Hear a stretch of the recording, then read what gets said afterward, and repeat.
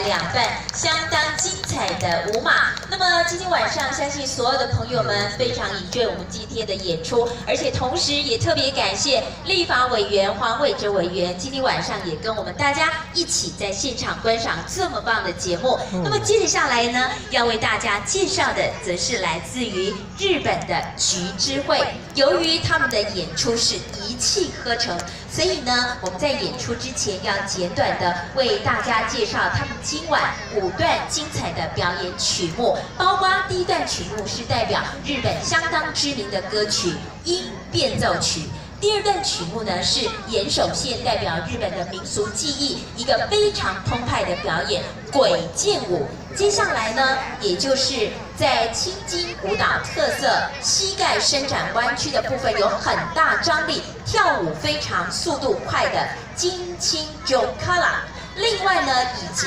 在第4段演出，在里面呢代表着麦米袋，借由堆麦米袋来庆贺丰收的南部表基歌。另外最后1段呢，相当的特别，菊之会呢，它配合一首贝壳舞的歌曲，借由菊之会的鹰头彩绘缤纷的大小伞，还有使用